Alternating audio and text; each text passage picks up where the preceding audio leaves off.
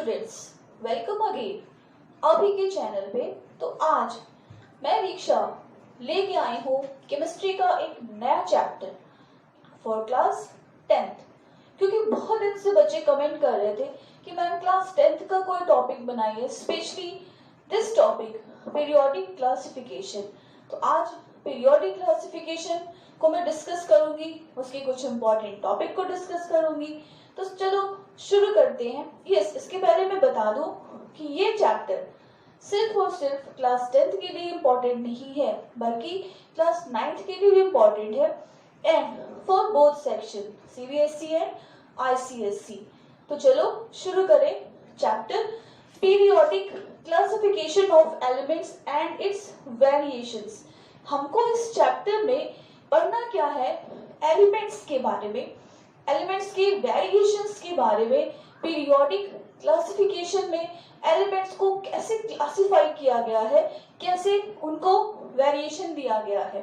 इसके पहले एक छोटी सी चीज डिस्कस करेंगे कि क्या जरूरत पड़ी किसी भी साइंटिस्ट को, क्यों जरूरत पड़ी एक क्लासिफिकेशन करने की, एलिमेंट्स को पीरियड्स में डिवाइड करने की, एलिमेंट्स को क्लासिफाई करने की जरूरत क्यों पड़ी।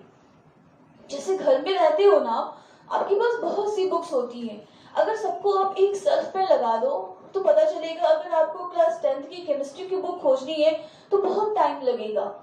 ऐसे ही जब एलिमेंट्स बहुत ज्यादा डिस्कवर हो गए तो उनका जो उनकी स्टडी थी वो करने में कठिनाई आ रही थी। इसलिए साइंटिस्ट ने क्या किया कि एलिमेंट्स को क्लासिफाई किया, एलिमेंट्स को ग्रुपिंग की। क्यों? क्योंकि सारे एलिमेंट्स को ग्रुप में करने की वजह क्या थी कि अगर किसी भी एलिमेंट्स के बारे में मैं बताऊं कि ये एलिमेंट्स का एटॉमिक नंबर, ये एलिमेंट्स का मास नंबर, तो आप आराम से बता दो कि which element I am talking about. Okay, तो इस पूरे पीरियोडिक टेबल में एलिमेंट्स के सारे वेरिएशंस, सारी कैरेक्टरिस्टिक्स डिस्कस की गई है कि अगर किसी भी एलिमेंट को उठा के उसके कैरेक्टर के बारे में बताया जाए तो you people can identify that कि this was that element. Clear? तो चलिए, पीरियोडिक क्लासिफिकेशन को सबसे पहले जिस साइंटिस्ट ने क्लासिफाई किया, पीरियड में क्लासिफिकेशन किया किस एलिमेंट का, किसी भी एलिमेंट को, सबसे पहले साइंटिस्ट थे डॉबेर्नियर। सबसे पहले क्लासिफाई करने वाले एलिमेंट्स को साइंटिस्ट थे कौन? डॉबेर्नियर। डॉबेर्नियर ने अपना एक रूल दिया। डॉबेर्नियर का रूल क्या था? डॉबेर्नियर ने रूल दिया ट्राइड लॉ। क्या रूल दिया? Tried law. तो डॉबेर्नियर का ट्राइड लॉ क्या था, क्या बताया उन्होंने और कैसे अपने एलिमेंट को क्लासिफाई किया, आओ देखते हैं। तो बात करेंगे डॉबेर्नियर के ट्राइड लॉ की। तो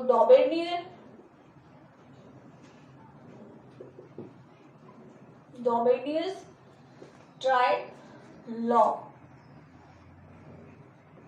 इनका जो लॉ था डॉबेर्नियर का वो क्या था, उन्होंने क्या बताया? सबसे बड़ी बात उन्होंने ये बताया कि तीन एलिमेंट्स की उन्होंने ग्रुपिंग की। क्या किया? तीन एलिमेंट्स की ग्रुपिंग की। कितने एलिमेंट्स की? तीन एलिमेंट्स की ग्रुपिंग की। और हर तीन एलिमेंट की जो प्रॉपर्टी थी वो क्या थी?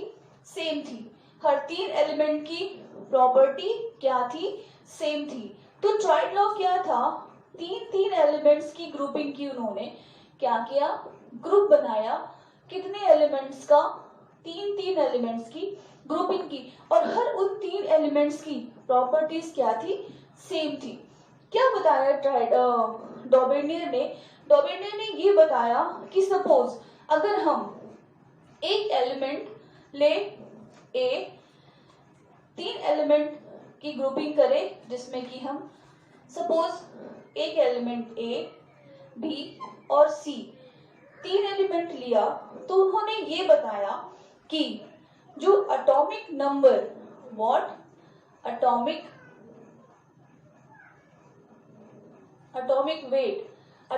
Wait of B will be approximately equal to atomic weight average of this two element।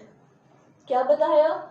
जो बीच वाला एलिमेंट है, इस एलिमेंट का एटॉमिक वेट इन दोनों एलिमेंट के एटॉमिक वेट के एवरेज के अप्रोक्सीमेटली क्या है? इक्वल है। फिर से सुन लीजिए, क्या बताया डॉर्बिनियर ने? तीन एलिमेंट्स की ग्रुपिंग की और ये बताया कि जो बीच वाला एलिमेंट है उस एलिमेंट का एटॉमिक वेट जो है इन दोनों एलिमेंट के जो एटॉमिक वेट का एवरेज होगा, एवरेज निकालेंगे, वो इस एलिमेंट के एवरेज के अप्रोक्सीमेटली इक्वल होगा। तो एलिमेंट कौन सा सेलेक्ट किया उन्होंने? एलिमेंट उन्होंने लिया, क्या एलिमेंट लिया? कैल्शियम लिया उन्होंने, स्ट्रोंशियम लिया और क्या लिया? बेरियम। कैल्शियम का होता है 40, स्ट्रोंशियम का होता है 88 और बेरियम का 137। तो क्या कहा? इनका और इनका जो एवरेज होगा 40 plus 137 by 2 equal to 177 by 2 कितना आएगा? कट के ये आएगा 88.5। दैट मीन्स अप्रोक्सीमेटली इक्वल आया 88.5। तो उनका जो ये सीरीज थी ये सक्सेसफुल रही। दूसरी उन्होंने कौन सी सीरीज ली? दूसरी सीरीज उन्होंने ली क्लोरीन, ब्रोमीन और आयोडीन की। जो दूसरी सीरीज ली उन्होंने, वो सीरीज क्या थी? क्लोरीन, ब्रोमीन और आयोडीन।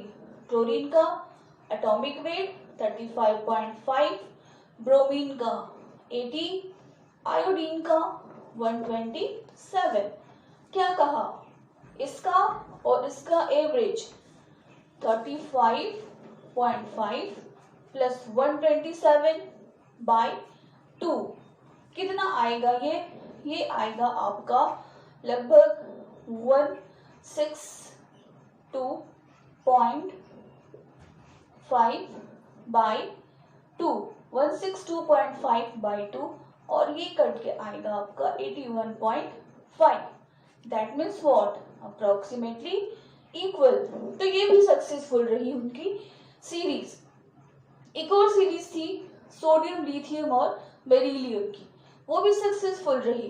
दैट मीन्स तीन सीरीज उठाई उन्होंने और क्या कहा कि जो बीच वाला एलिमेंट है, बीच वाले एलिमेंट का जो एटॉमिक वेट है, दैट मीन्स दो पहले और लास्ट वाले एटॉमिक वेट का एवरेज जो होगा वो बीच वाले एलिमेंट के अप्रोक्सीमेटली इक्वल होगा। और उन्होंने एग्जाम्पल से उसको प्रूव भी किया। लेकिन क्या था कि उनका जो ये सीरीज थी, सेम सीरीज उन्होंने जो दूसरे एलिमेंट्स लिए उसमें क्या हुई? फेल हो गई। क्या लिया ऐसा कि उनकी सीरीज फेल हो गई? जैसे मान लीजिए हमारे पास जो सीरीज है क्लोरीन, ब्रोमीन और आयोडीन की, तो उन्होंने क्या लिया? उन्होंने क्लोरीन से पहले कौन सा एलिमेंट आता है? क्लोरीन से पहले आता है आपका फ्लोरीन। फ्लोरीन लिया, फ्लोरीन, क्लोरीन और bromine, fluorine, chlorine and bromine. तो ये उनका जो सीरीज थी ये उनकी फेल हो गई। क्यों? क्योंकि इसमें इसका होता है 35.5, फ्लोरीन का होता है 80, नहीं, फ्लोरीन का 90, ब्रोमीन का 80। इसको हम करें 80 प्लस 90 बाई 2, तो ये आपका आएगा 99/2, कट के आ गया 45.5। दैट मीन्स इससे 35.5 से बहुत ही दूर था। तो क्या था, क्योंकि इनका ये लॉ तीन के एलिमेंट्स की सीरीज बनाई थी, तो इसी एलिमेंट की सीरीज में उन्होंने दूसरा एलिमेंट अगर ले लिया तो उनका लॉ क्या हुआ, फेल हो गया। इसका मतलब कि ट्राइड ने जो लॉ दिया वो लॉ इस सीरीज में काम नहीं कर पाया और फेल हो गया। चलिए, इसके बाद डॉमिनियन का लॉ जब फेल हुआ, ऐसा नहीं था कि एक प्रोजेक्ट पे सिर्फ एक ही साइंटिस्ट वर्क कर रहा है। उस एक प्रोजेक्ट पे उस टाइम पीरियड पे बहुत से साइंटिस्ट वर्क कर रहे होते थे। तो इसी प्रोजेक्ट पे, पीरियोडिक टेबल के प्रोजेक्ट पे एक और साइंटिस्ट थे तो वर्क कर रहे थे, और वो थे कौन, न्यूलैंड। न्यूलैंड एक बहुत ही म्यूजिक लवर थे, म्यूजिक प्रेमी थे, म्यूजिक से उन्हें बहुत प्यार था। जैसा कि आप सब जानते हो कि अगर किसी भी पर्सन को किसी चीज से प्यार होता है तो वो हर चीज में उसी को देखता है।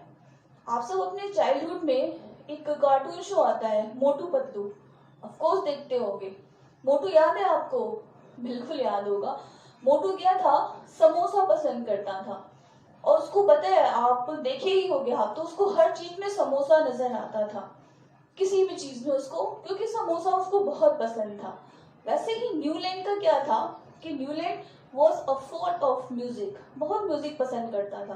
तो न्यूलैंड ने क्या किया, जो लॉ दिया उसको इसी म्यूजिक से जोड़ के दिया।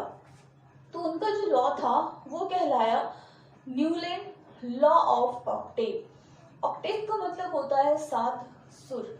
जो हमारे संगीत में 7 सुर होते हैं, उसी बेस पे न्यूलैंड ने अपना लॉ दिया, और उनका लॉ कहलाया न्यूलैंड लॉ ऑफ ऑक्टेव। तो आप देखिए, न्यूलैंड ने क्या लॉ दिया, क्या बताया न्यूलैंड ने जो कहा कि element in order of first time Newland told about the increasing atomic weight. Newland ने क्या बताया, इंक्रीजिंग, तो Newland law of octave, Newland law of octave. तो न्यूलैंड ने ये बताया कि element in order of increasing atomic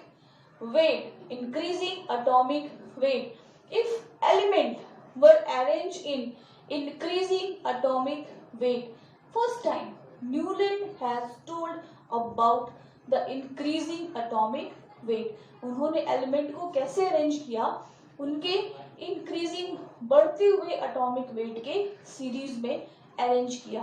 तो क्या लॉ था, लॉ लिख देते हैं, देख लो आप लोग एक बारी। क्या कहा, elements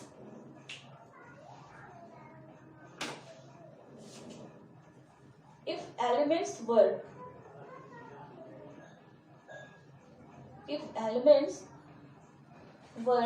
arranged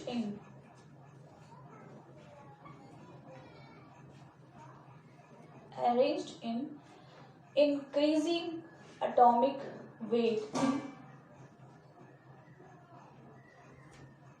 increasing atomic weight, then every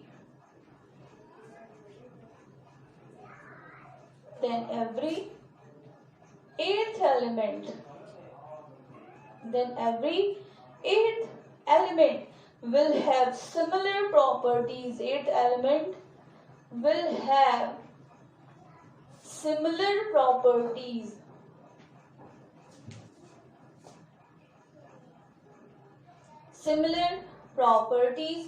of first element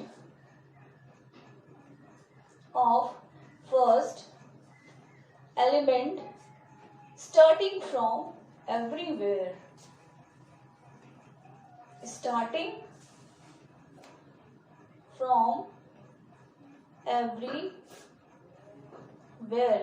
क्या कहा न्यूलैंड ने, if elements were arranged in increasing atomic weight, then every eighth element will have the similar properties of first element starting from everywhere। कैसे? जैसे हमको आपको पता है ना, हमारे संगीत में 7 सुर होते हैं, सा रे गा मा पा धा नी, नी के बाद फिर हम सा पे आते हैं। ऐसे ही उन्होंने सुरों के धुन पे अरेंज किया अपने पीरियोडिक टेबल को। कैसे? देख लेते हैं। सा रे गा मा पा धा नी एंड फिर से सा। तो कितने हो गए? 1 2 3 4 5 6 7। सा रे गा मा पा धा नी, फिर से हम यहाँ पे आते हैं सा। तो इसी सीक्वेंस में न्यूलैंड ने अरेंज किया अपने टेबल को, अपने एलिमेंट्स को। और क्या बताया? फिर से ध्यान दीजिए कि if elements were arranged in increasing atomic weight, then every eighth element will have the similar properties of first element starting from everywhere। तो कैसे अरेंज किया? एक बार अरेंजमेंट देख लेते हैं। क्या था? Hydrogen, lithium, beryllium, boron, carbon, nitrogen, oxygen, fluorine, sodium, magnesium, aluminium, silicon, phosphorus, sulphur, chlorine, potassium and calcium. ठीक है। Hydrogen, lithium, beryllium, boron, carbon, nitrogen, fluorine, sodium, magnesium, aluminium, silicon, phosphorus, sulphur, chlorine, potassium and calcium. Zero group elements की अभी discovery नहीं हुई थी, इसलिए इस जगह पे हीलियम, नियॉन और ऑर्गन की स्पेस खाली है, उनकी नंबरिंग नहीं हुई है। तो क्या बताया? चलिए, सपोज हमने अगर शुरू किया यहाँ से, लिथियम, बेरिलियम, बोरॉन, सपोज यहाँ से सा है, सा रे गा मा पा धा नी सा। देन सोडियम की जो प्रॉपर्टीज होगी वो लिथियम की क्या होगी? सिमिलर होगी। क्यों? देख लेते हैं। लिथियम का भी एटॉमिक नंबर क्या होता है? 2। वैलेंसी शेल में कितने इलेक्ट्रॉन? 1। सोडियम के वैलेंसी शेल में भी इलेक्ट्रॉन 1। Similar properties. कहीं से भी क्या कहा गया है? Starting from everywhere. कहीं से भी शुरू करो, जो फर्स्ट एलिमेंट होगा उसकी प्रॉपर्टीज क्या होगी? सेम होगी। सपोज हम कार्बन से शुरू करें तो 1 2 3 4 5 6 7 8। सिलिकॉन की प्रॉपर्टीज कार्बन के सिमिलर होगी। क्या सिमिलरिटीज है दोनों में? कार्बन भी लंबी चेन बनाता है अपने एलिमेंट्स के साथ जुड़ करके, और इसको क्या बोलते हैं? इस प्रॉपर्टीज को catenation. When same elements join together and make a long chain, this properties is called what? Catenation।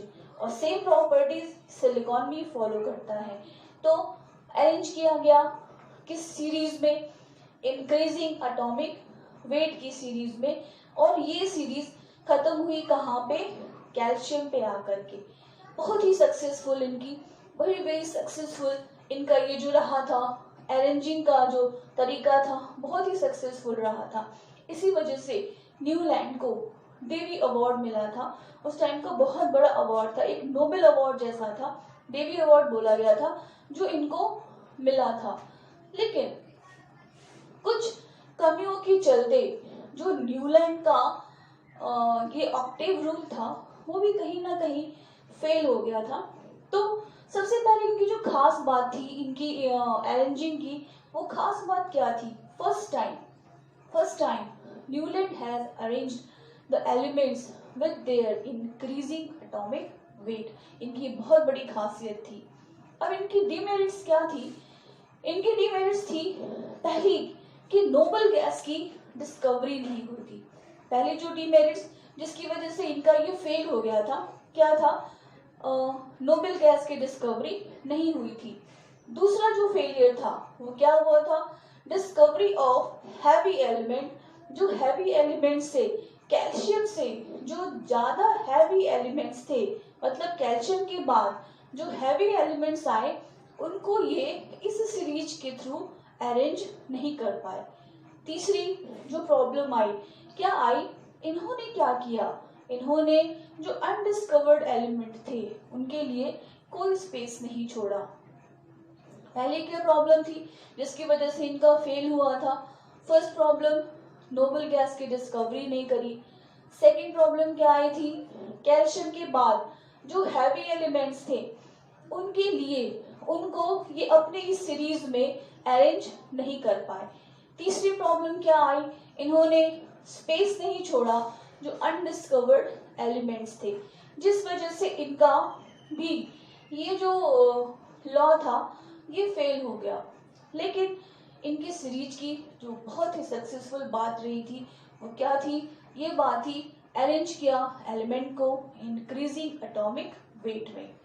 Clear? तो ये बहुत ही सक्सेसफुल रहा, लेकिन किसी कारणों की वजह से ये फेल हो गया। इनका ये फेल हुआ, इसके बाद इसके करीब 10 साल बाद एक और साइंटिस्ट आए।